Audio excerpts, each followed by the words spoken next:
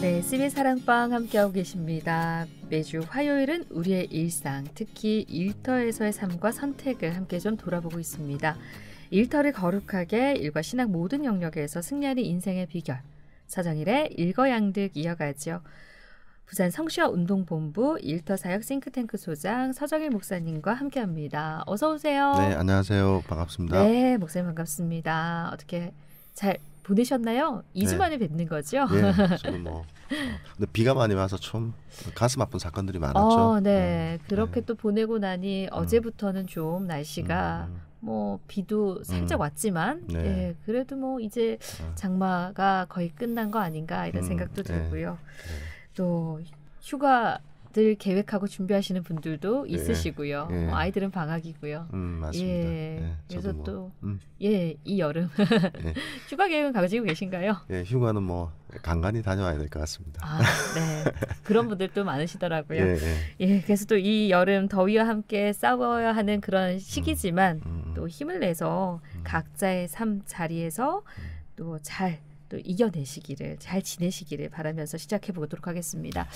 자, 이 시간 여러 가지 이야기들을 우리 많이 나눴는데요.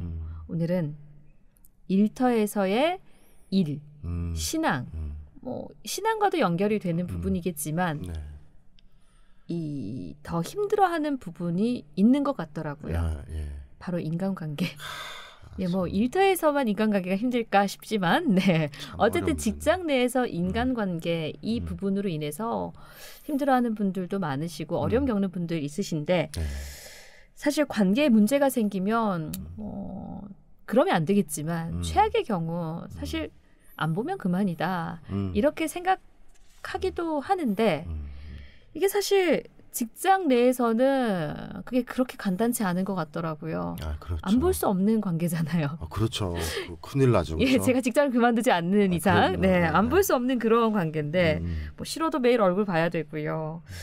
자, 오늘 이 얘기 좀 나눠볼까요? 한숨부터 먼저 나오는 그런 주제가 아닐까 싶은, 경우에 따라서는 그런 주제가 아닐까 싶기도 하지만, 어쨌든 이런 어려움 겪는 분들도 적지 않은 것 같고, 또 주변에서 그런 사례들 많이 보셨을 것 같아서, 목사님 하시고자 하는 얘기 많으실 것 같아요. 네. 예. 정말 참 어려운 문제라는 것이 우리가 머리로 아는 게 아니라 저 같은 경우에는 실제 경험을 통해서 접하다 보니까 정말 그렇구나라는 영역인 것 같습니다. 정말 인간관계는 참 어렵지만 특별히 일터에서의 인간관계의 문제는 참 어려운 것 같습니다. 아나운서님 제가 질문 하나 드려보겠습니다. 답이 있는 질문이긴 한데 이 분위기상 직장을 가장 그러니까 가장 큰 이제 퇴직의 사유, 또 이제 퇴직이라고 하면 그렇죠. 이제 직장을 그만두는 사유 또는 이직의 사유, 뭔지 아시겠죠? 네, 오늘 주제와 깊은 관련이 있죠. 있는 답인데요. 그러니까 관계가 깨짐으로 인해서 그런 경우들이 일의 어려움보다 훨씬 많은 것 같아요. 맞아요. 통계적인 수치로도 분명히 나와 있고요. 또 제가 경험한 바도 그렇습니다. 그래서 일이 어렵다, 업무가 과중하다, 이런 것도 이유가 분명히 있지만 직장을 그만둔다든지 이직의 사유에서 분명히 그런 것들도 있습니다만은 그러나 압도적인 1위는 늘 인간관계의 문제입니다. 압도적인 1위가 인간관계. 상사와의 관계든 동료와의 관계든 요즘은 부하와의 관계도 있습니다. 그러다 목사님, 보니까 그 일터 사역의 현장에서 그런 실 사례들 많이 보셨을 것 같긴 하거든요. 한두 가지 정도만 이런 경우들이 있었다. 기억나는 그런 사례들이 있을까요, 목사님? 프라이버시 때문에 다 말씀드리기 좀 그렇습니다. 구체적인 대략적으로 상황도 말씀드리기 그런데 어떤 분 같은 경우에는 이제 상사분인데 신앙이 아주 신실하신 분이라고 정평이 나 있는 분입니다. 근데 이제 그분은 본인 스스로가 자처해서 상담가로서 역할들을 많이 하세요. 중재적인 역할들. 근데 문제는 이제 그분께서 이게 상담하시면서 이게 어떻게 보면 접하신 그 어떤 문제들, 갈등의 문제들 있지 않습니까? 이런 것들이 그분의 입술을 통해서 널리 전파가 되시죠. 좀 침묵을 좀 침묵하고 그 비밀 유지를 해줘야 되는 입장임에도 불구하고 시간이 지나면 이제 다들 알고 있는 이런 누구나 다 알고 있고 근데 문제는 이제 그분만 모르는 거죠. 그런 현상이 있다는 거지. 네. 그래서 이제 피스메이커가 되려고 본인은 이제 정체성을 자꾸 부여하시는데 제가 볼 때는 그분은 프로모터가 되는 거죠. 갈등의 프로모터가 돼가지고 오히려 갈등이 악화되는데 본인은 모르시는 경우도 있고 본인은 이제 직접적으로 나서지는 않지만 이런 경우도 인간관계의 문제를 굉장히 이렇게 훼손시키는 사례가 될 수 있다고 봅니다. 이건 이제 기독교 특히 이제 우리 신앙을 가지고 계시는 분들은 조심해야 될 부분인 것 같아서 하나의 사례로 말씀드립니다. 치고받고 싸우고 뭐 서로 이렇게 험담이 오가고 이게 아니라 관계를 깨뜨린다는 측면에서는 굉장히 중요한 지점이라고 보거든요. 그러네요. 보는 거죠. 중재자 역할을 하려고 나섰는데 그게 오히려 본인만 모르세요. 본인만 모르시고 또 제가 그 얘기를 또 그분에게 드리기는 좀 그렇잖아요. 마음에 또 본인은 나름대로 중재자 역할을 하시려고 하는데 관계 훼손을 하는 분이 됐다. 이 뭐 얘기하기도 그러니까 이게 참 어려운 문제가 될 수 있는 또 하나의 사례가 될 수 있을 것 같고요. 얘기한 사람도 상처받고 그 얘기를 건너서 이제 듣게 되는 그 사람도 상처를 받고 두루두루 이제 그렇죠. 조직 자체가 깨어지게 되는 거죠. 이게 이제 이런 사례가 있다라는 걸 말씀해 주시는 거고요. 근데 대부분 이제 한 사무실 안에서 이제 이루어지는 거죠. 매일 얼굴 보는 그 사람과의 관계 속에서 관계에 어려움을 겪게 되거나 아예 관계가 이제 깨지는 경우들 이런 경우도 생기기도 하고요. 관계가 깨진다라고 지금 이제 말씀을 드렸지만 이제 좀 쉽게 풀어서 얘기하자면 아침에 출근해서 얼굴을 하루 종일 봐야 함에도 불구하고 아는 척도 하지 않고 그리고 뭐 정말 최소한의 필요한 이야기도 주고받고 해야 되지만 그것조차도 꺼려하고 힘들어하는 그런 상황. 그런데 또 이제 주변 동료들은 이 상황을 눈치를 봐야 되는 그렇죠. 그런 상황이 생기게 되잖아요. 그렇죠. 이 두 사람으로 인해서 뭐 두 사람이든 세 사람이든 이런 이제 상황에 놓여 있는 동료들로 인해서 주변 사람도 눈치 봐야 되고 또 당사자들도 주변을 또 의식하지 않을 수 없으니 여러모로 또 눈치가 보이고 이게 참 어려운 당사자들 부분이죠. 입장에서는 관계도 힘들어 주변 동료들 눈치도 보여 여간 힘든 상황이 아닌데요. 그래요. 코로나 시기에서 뭐 몇 안 되는 하나의 수혜 중에 하나는 인간관계의 문제가 참 덜했다. 서로 만날 일이 덜했고 재택근무였으니까 우스갯소리로 뭐 이런 얘기도 오고 가는데 그만큼 인간관계가 힘들다는 것 아니겠습니까? 파급력도 크고요. 그 두 분 간의 갈등, 인간관계의 갈등이 있다는 것은 사실은 이제 소규모 일터일 경우일수록 더 파급 효과가 크다고 봐야 되겠죠. 인원이 그렇게 크지 않으니까. 그러나 뭐 좀 인원이 좀 되는 곳도 이게 덩어리처럼 파벌이 되어지게 되면 이것도 굉장히 큰 문제가 되는 것 같고요. 그래서 이 인간관계의 문제는 아까 아나운서님께서 말씀해 주셨듯이 이게 당사자 간 갈등을 일으키는 당사자 간의 문제를 고치는 것이 아니라 조직 전체의 분위기에 영향을 미친다는 측면에서는 굉장히 일터에서 심각한 문제로 여겨져야 될 부분이라고 생각이 드는 것이죠. 파벌을 얘기를 하셔서 드는 생각이 그 흔히 어느 라인을 어느 곳에 줄을 서느냐 뭐 이런 얘기들 하잖아요. 그 이해관계라고 해야 될까요? 그런 또 관계 때문에 그 좀 규모가 큰 직장일 경우에는 이런 갈등들도 심심찮게 보는 것 같아요. 그래요, 맞습니다. 어떤 자기네들끼리의 돈독함을 유지하기 위해서 이렇게 경쟁하는 어떤 라인들과 일부러 좀 이렇게 오버해서 적대감 표현해야 되고 드라마나 영화에서 볼 법한 그런 일들이 그런 모습이지만 현실에 없지 않다는 거죠. 있죠. 분명히 있습니다. 이게 참 저희가 살벌하죠, 그러니까. 직장에서 생각해 볼 때 일하는 것도 그 과중한 업무에 시달려야 되는 경우들 참 많은데 인간관계까지 이런 쉽지 않는 인간관계로 인해서 어려움을 겪게 된다면 아침에 눈 떠서 회사나 직장 가는 게 정말 싫을 것 같다. 그래요. 저도 사실은 그런 경험을 가지고 있는 사람이었고 또 뭐 그런 경험에서 자유롭지 않은 사람이어서 어떻게 보면 저는 뭐 반면교사로서의 어떤 사례들을 많이 얘기합니다. 저 자신에 대해서. 네. 그래서 참 어려운 문제인데 또 어려운 문제이기 때문에 뭔가 우리가 지금 그 문제들을 좀 공론화해서 지금 이렇게 사실은 없는 것처럼 덮어두는 것이 아니라 있는 문제를 분명히 있다라고 인식하면서 우리의 문제를 끌어안고 얘기하는 이 자체가 저는 굉장히 중요한 출발이라고 생각합니다. 네, 흔히들 사람 사는 곳에 어디든 문제 없는 곳이 없다 이런 그럼요. 얘기들 많이 하잖아요. 맞습니다.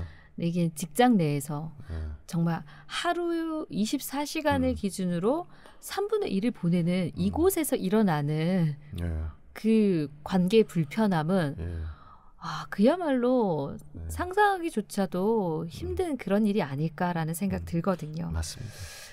또 한편으로 저는 그런 생각도 들더라고요.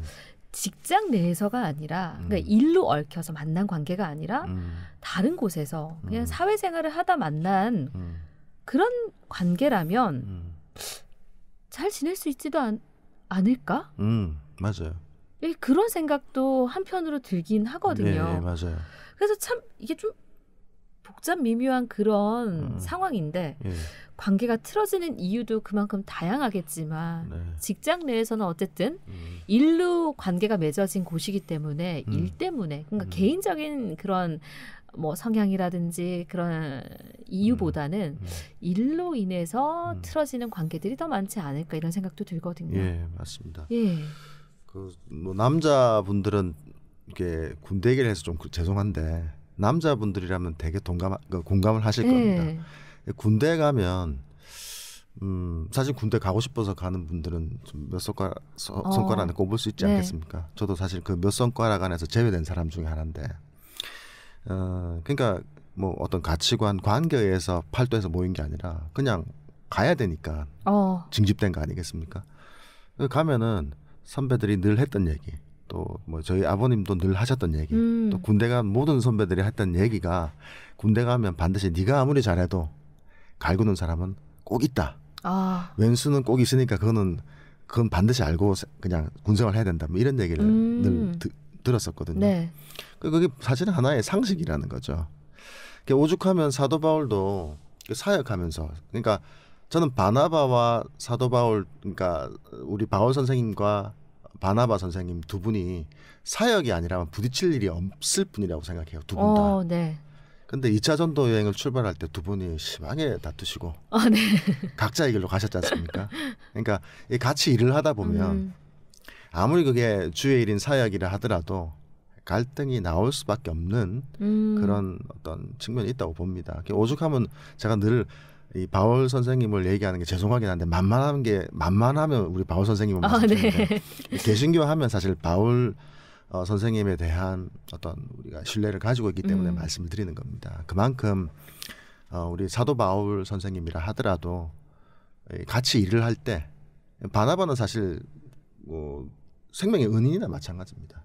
사역의 은인이고. 근데 그분하고 갈등을 일으킬 정도였으면 얼마나 일을 같이 하는 게 힘든가. 뭐 당연히 우리가 추측할 수 있는 부분 아니겠습니까? 그러니까 두 분 어떻게 성자라고 여겨지는 두 분도 이제 그 정도니 우리가 일터에서 어떤 관계에서 갈등을 겪는 것은 그건 당연한 것 아닌가. 뭐 이런 생각으로 우리가 접근해야 될 필요는 있다고 생각합니다.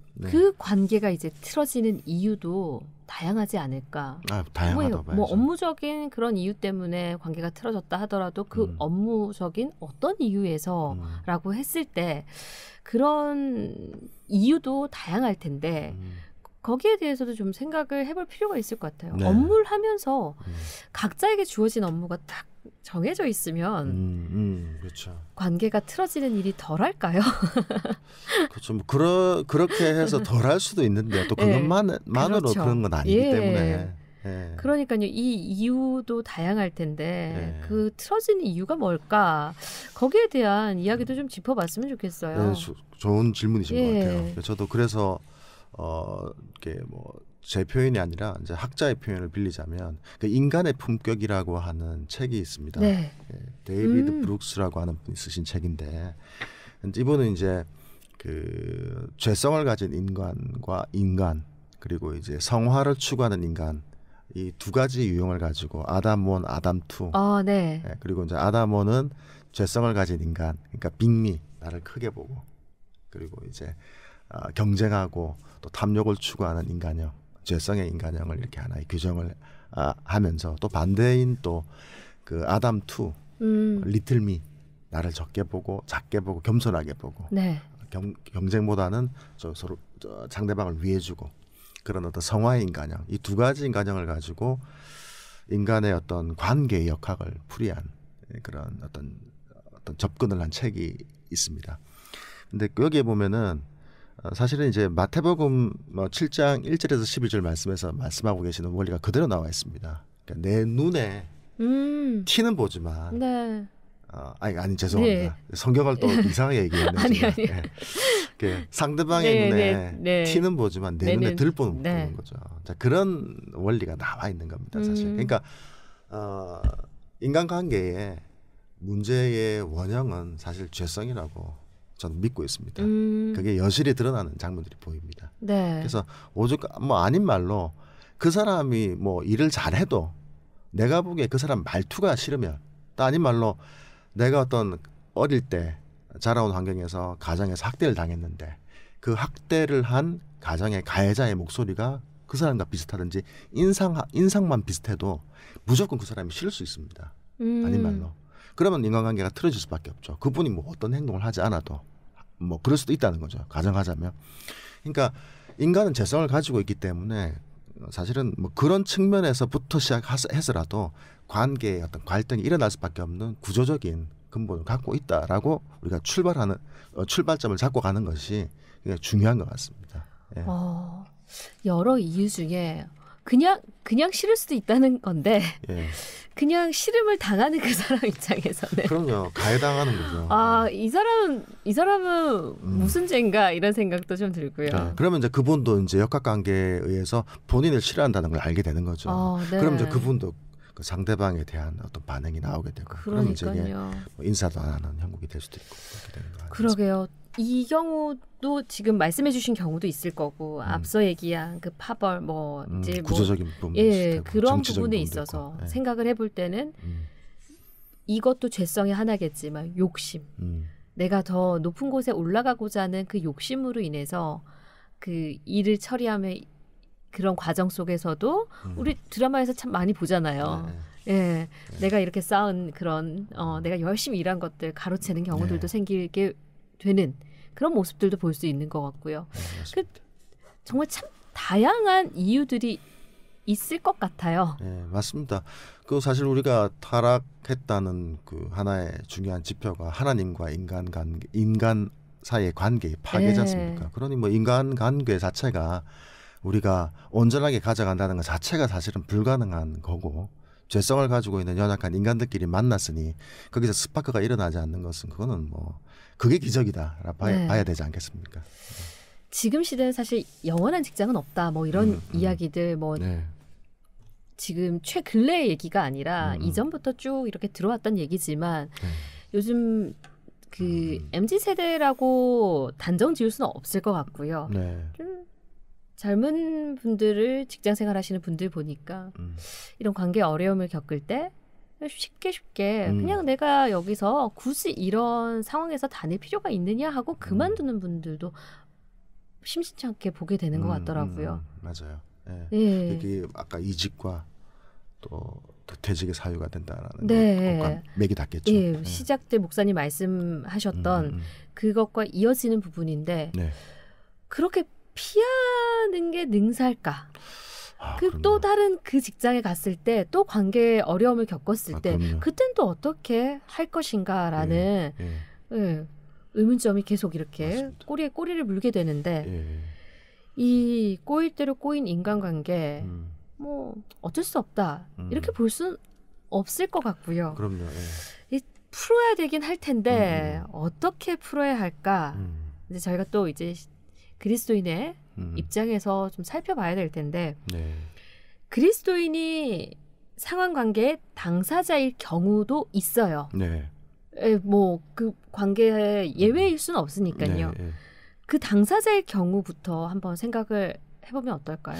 그래요, 맞아요. 네. 그러니까 내가 뭐 어떤 중재자 역할을 하는 것 이전에 내가 아까 사례로서 말씀드린 것처럼 예. 내가 사실 당사자일 경우가 있을 수 있죠. 그러니까 이게 쉽게 말해서 목사님과 제가 직장을 다니는데 그 직장 내에서 그 불화의 그 중심에 우리가 있다. 또 과거 생각이 나네요. 죄송합니다. 우리가 이제 좋지 않은 상사의 모습. 그 관계의 당사자이다 했을 때 우리 어떻게 해야 될까요? 그러길래요. 참 어려운 질문이신데 그래도 뭐 방법은 분명히 있다고 생각합니다. 그러니까 우리가 도움받는 거에 인색한 것 같아요. 특히 기독교인들은.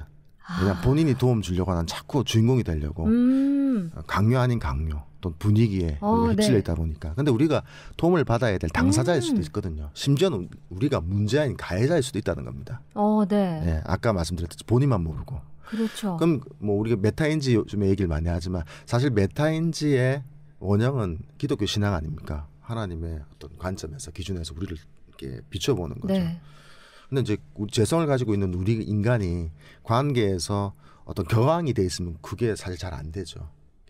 도움이 필요합니다. 그래서 저는 이렇게 조심스럽게 제안을 드리고 싶어요. 이런 관계의 문제가 발생을 하면 나부터 돌아봐야 된다는 겁니다. 내가 당사자일 수도 있고 심지어는 가해자일 수도 있다는 겁니다. 근데 그 다음 순위로 우리가 봐야 되는 것은 타인이 죄성을 가지고 있는 인간이기 때문에 타인의 죄성도 살펴볼 필요가 있다는 거죠. 이 두 개의 균형이 필요한데 균형은 반드시 전문가의 도움을 받아야 된다고 생각합니다. 그래서 내 문제가 먼저 무엇인지 또 상대방의 문제는 무엇인지 이런 어떤 균형적인 시각에 있어서 도움을 받는 어떤 과정이 필요하다. 이게 제일 중요한 하나의 포인트가 된다고 생각합니다. 우선 나를 돌아봐야 된다. 내가 그 당사자지만 가해자 특히 가해자일 수도 있다는 거죠. 가해자일 수 있다라는 걸 생각을 해봐야 된다라는 거죠. 그래서 반드시 전문가의 도움을 우리가 받는 과정이 필요하다. 조언을 드리고 싶습니다. 저도 예전 이제 직장 생활을 했을 때를 떠올려 보자면 이게 참 쉽지 않은 부분이고 항상 그런 생각을 했던 것 같아요. 뭐가 문제지? 어디서부터 잘못된 거지? 이런 생각들을 했던 것 같아요. 뭐 그게 뭐 아주 사소한 문제일지라도 왜 이런 문제가 생겼지라는 생각들을 참 많이 했던 것 같은데 그렇지만 항상 거기에 대한 답을 찾기는 또 쉽지가 않았던 것 같거든요. 왜냐하면 서로 입장이 다르잖아요. 내가 생각하는 것과 상대방이 생각하는 그 관점, 입장이 다름에서 그 좁혀지지 않는 부분도 분명히 있더라고요. 분명히 있죠. 신앙인 또 비신앙인의 가치차의 간극은 좁힐 수 없는 부분이 있듯이 어쩔 수 없는 부분이 있다고 봅니다. 그래서 목사님 말씀하신 것처럼 당사자일 경우에 항상 나는 피해자다라고 생각하시는 분들이 훨씬 많으세요. 훨씬 많죠. 그렇지만 내가 피해자가 아닐 수 있거든요. 그렇죠. 빅미죠. 사실은 죄송하지만. 내가 피해자가 아니라 내가 가해자인 상황이 분명 있을 수 있다라는 걸 이걸 놓치는 그런 분들도 많으실 것 같은데 오늘 이제 목사님께서 정확하게 그 부분을 말씀을 해주셨으니까요. 내가 가해자일 수 있다라는 거. 그래서 나를 먼저 돌아보는 거 필요하다 이 말씀해 주셨고요. 또 저는 이제 이 주제 가지고 생각을 해보니 최소한의 그 관계 속에서 선을 넘지 말아야 하는 최소한의 인간에 대한 예절이라고 해야 될까요? 예의라고 해야 될까요? 지켜줘야 될 것들이 있는데 관계가 틀어지거나 깨졌을 때는 그 최소한의 예의조차도 찾아보기가 힘든 상황이 너무 많다는 거죠. 맞습니다. 제가 적어놓고 언급하지 않은 굉장히 중요한 말씀이었습니다. 제가 반드시 언급해야 될 부분인데 말씀해 주셨는데 맞습니다. 그겁니다. 상담가의 도움도 필요하지만 결국은 우리가 관계에 있어서 최소한으로 인간적인 예의를 우리가 벗어나지 않는 것은 그건 기본적으로 우리가 마지노선으로 가져가야 될 부분이라고 생각합니다. 네, 그게 지켜진다면 네. 더 이상의 악화되진 않을 텐데 맞아요. 항상 그것까지 넘어서 버리니까 정말 원수처럼 맞아요. 그렇게 지내는 게 아닐까 이런 생각도 들고요. 맞아요. 예. 나를 인간으로 취급하지 않는다라고 하는 어떤 선, 그 선을 탁 뛰어넘는 걸 느끼게 되면 그렇게 되는 경우 많이 보는 것 같아요. 네. 저조차도 그렇고. 네, 그러니까 맞습니다. 지금 이제 1년에 뭐 뉴스들 보면은 사건 사고들 참 많은데 네, 맞아요. 꼭 직장 내에서뿐만 아니라 그 모든 모습들을 볼 때 최소한의 지켜야 될 것들이 지켜져야 되는 부분, 그것들이 지켜지지 않을 때 항상 최악의 상황으로 가는 것 같더라고요. 맞습니다. 네. 인간관계의 바리케이트는 넘으면 안 되겠다. 그건 네. 예의다.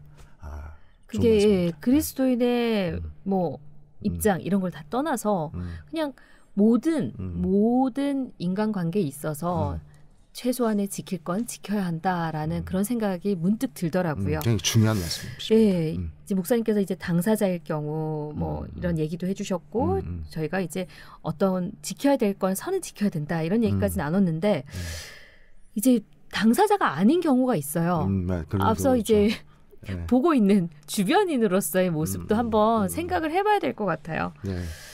그 관계에 어려움을 겪고 힘들어하는 동료들을 바라보는 주변인일 때 상당히 그냥 있기도 못하고 그렇다고 적극적으로 거기에 개입하자니 또 개입해서 해결해 줄 방법을 찾기도 쉽지 않고 그래서 또 이게 고민이다 하시는 분들 있으실 텐데 또 이런 경우는 어떻게 해야 될 것인가.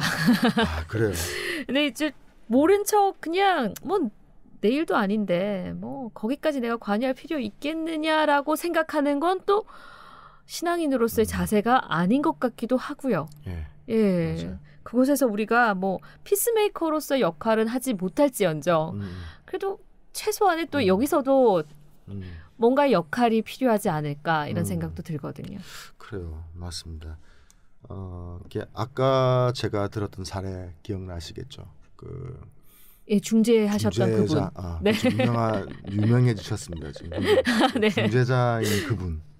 근데 이제 이분이 중재자인 분들이죠. 여러분들을 봤으니까. 네. 근데 이제 이분들은 사실 빅미의 성향들이 있는 겁니다. 교회에서 그렇게 성장을 하신 겁니다.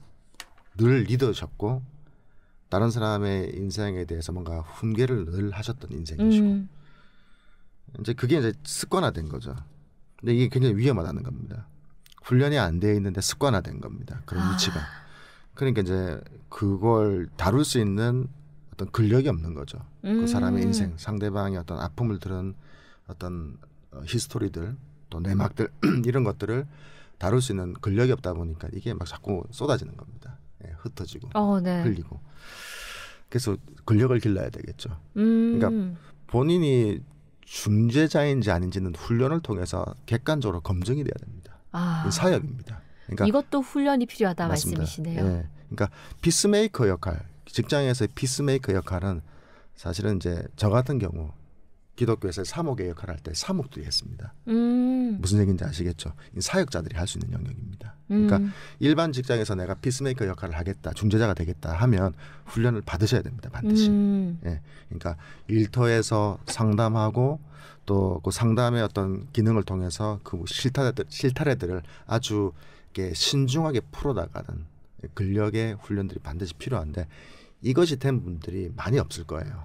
그러니까요. 보고도 못 본 척, 듣고도 못 들은 척, 맞아요. 알고 있지만 말하지 않고 그걸 지켜주는 거 이거 쉽지 않죠. 쉽지 않죠. 입이 근질근질해서가 아니라 힘이 없어서 쏟아지는 겁니다. 그분들이 어떤 성향이나 기질이 나빠서라는 생각하지 않습니다. 다만 이게 훈련이 안 되기 때문에 힘이 없는 겁니다. 그러니까 이제 그런 것 같네요, 목사님. 그게 대화를 나누다 보면 자연스럽게 의도치 않게 목사님 표현대로 쏟아져 나오는 경우들이 있거든요. 훈련이 돼야 되네요. 됩니다. 돼야 됩니다.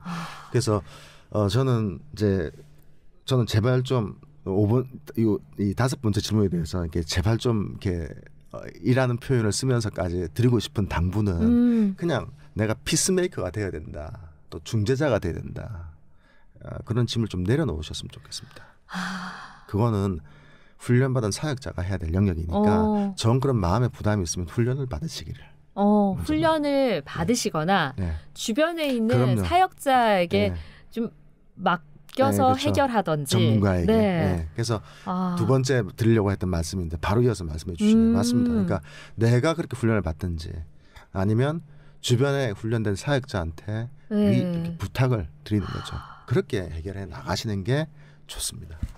그러니까요. 예, 본인이 그냥 무조건 되려고 하면 피스메이커가 아니라 아까 말씀드렸듯이 프로모터가 될 수 있습니다. 예, 주선해가지고 싸움을 붙이는 사람이 될 수 있는 거죠. 조심해야 목사님 됩니다. 얘기를 들으면서 이제 정리를 해보자면 이게 관계에 어려움을 겪는 동료들이 있다면 사실 그리스도인으로서 뭐 내일도 아니고 내가 굳이 뭐 관여할 필요 있느냐라는 자세를 취하는 건 이건 좀 아니지만 그렇다고 해서 내가 굳이 그거를 정의의 사도인 마냥 내가 다 해결해 주겠다 이렇게 해서 할 때 더 곤란한 상황이 겪을 수 있다라는 거. 네. 그거 꼭 기억하셔야 된다라는 거 말씀을 드리고요. 네. 반드시 훈련이 필요하고 내가 훈련 받지 못한다면 주변에 훈련이 돼 있으신 사역자나 전문가에게 또 이 상황들을 의뢰를 해보거나 또 거기서 해결을 받을 수 있는 그런 곳을 찾는 게 바람직하다. 예, 그 말씀이신데요. 맞습니다. 이런 질문 해야 됩니다. 내가 유단자인가? 뭐 우리 뭐 예전에 계획할 때 그런 유행어도 있지 않습니까? 내가 유단자인가 이 질문 해봐야 돼요. 그렇죠. 내가 이걸 잘 해결해줄 수 있는 그런 자신을 보지 못하겠지만 그래도 또 한편으로는 자기 자신을 자기가 가장 잘 아니까요. 내가 어떤 역할을 해줄 수 있는지는 본인이 알고 있으니까 거기에 꼭 내가 중재를 해야 한다, 피스메이커가 돼야 한다라는 짐에서 좀 벗어나셨으면 좋겠다라는 맞습니다. 말씀이시고요. 네. 자, 오늘은 무너진 인간관계에 대한 이야기 나눴는데요. 네. 오늘도 좀 새겨들어야 될 이야기들 꼭 기억하셨으면 좋겠고요. 네. 여기까지 이야기 나누겠습니다. 네. 지금까지 서정일의 일거양득 부산 성시화운동본부 일터 사역 싱크탱크 소장 서정일 목사님과 함께했습니다. 오늘도 귀한 말씀 감사합니다. 네, 감사합니다.